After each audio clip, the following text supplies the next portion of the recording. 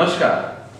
Something in between के 177वें episode में आप सभी का स्वागत है। इलाहाबाद विश्वविद्यालय की कुलपति डॉक्टर संगीता श्रीवास्तव ने अजान से होने वाली परेशानी को लेकर शिकायत की। जैसा कि अपने देश में होता आया है, शिकायत के साथ ही इस पर राजनीति होने लगती है।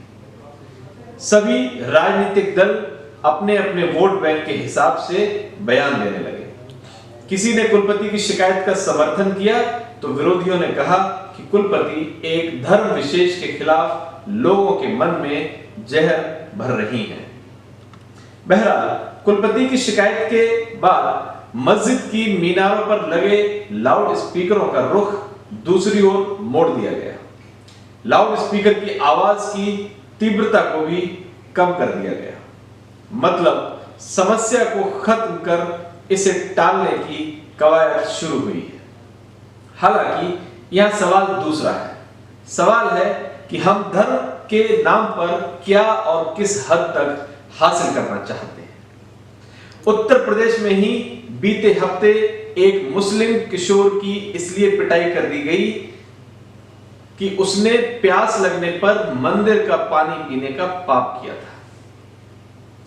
मुश्किल यह है कि कुलपति के सवालों को दूसरी ओर मोड़ दिया गया, जबकि हकीकत यह है कि अपने देश में धर्म के नाम पर आडंबर वाकई एक बहुत बड़ी समस्या है।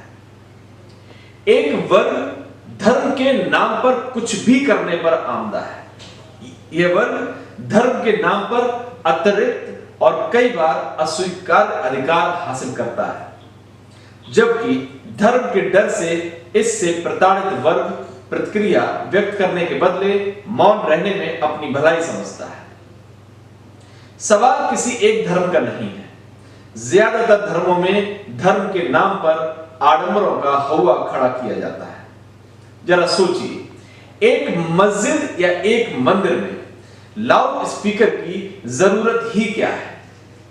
या किस धर्म ग्रंथ में लिखा गया है कि मंदिर में जब अजान हो या मंदिरों में जब आरती या प्रवचन हो तो लाउड स्पीकरों का इस्तेमाल किया जाए? इसी को जरा व्यक्ति विशेष के व्यक्तिगत अधिकारों से जोड़कर देखें। आखिर कोई व्यक्ति अपनी इच्छा के विरुद्ध अपनी नींद तोड़ने के लिए क्यों बाध्य होगा? क्या उसके लिए सूर्योदय से पहले अजान के लिए अपनी नींद तोड़ना अनिवार्य है?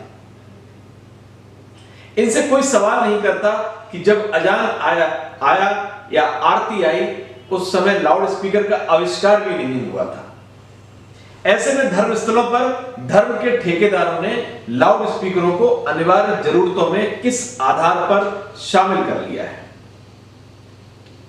ऐसी समस्याओं का अनुभव ज्यादातर लोग करते हैं। सावन के महीने में कांवड़ यात्रा के कारण सड़क यातायात तहस नहस हो जाती है। मुहर्रम के जुलूस या गुरुद्वारे के किसी कार्यक्रम के दौरान भी ऐसा ही अराजक नजारा सड़कों पर नजर आता है। पढ़ाई करने वाले बच्चों के मां बाप परीक्षा के दौरान आसपास माता की चौकी या जागरण के नाम पर तेज आवाज में बजने वाले डीजे से परेशान हुए होंगे।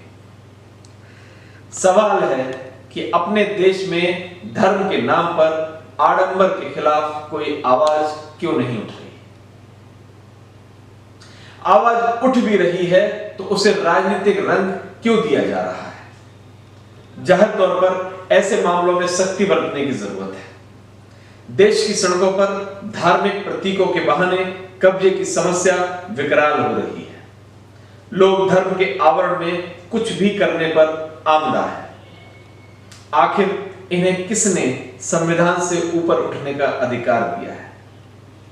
क्या महज राजनीति के लिए धर्म के नाम पर फैलाए जा रहे आडंबरों और ज्यादतियों को बर्दाश्त किया जाना चाहिए? जाहिर तौर पर नहीं। इसलिए जरूरत इस बात की है कि कुलपति की आपत्तियों को राजनीति के चश्मे से देखने के बदले यथार्थ के चश्मे से देखा जाना चाहिए। निश्चित रूप से धर्म निजी और व्यक्तिगत आस्था का विषय है। धर्म का मार्ग प्रेम का मार्ग है।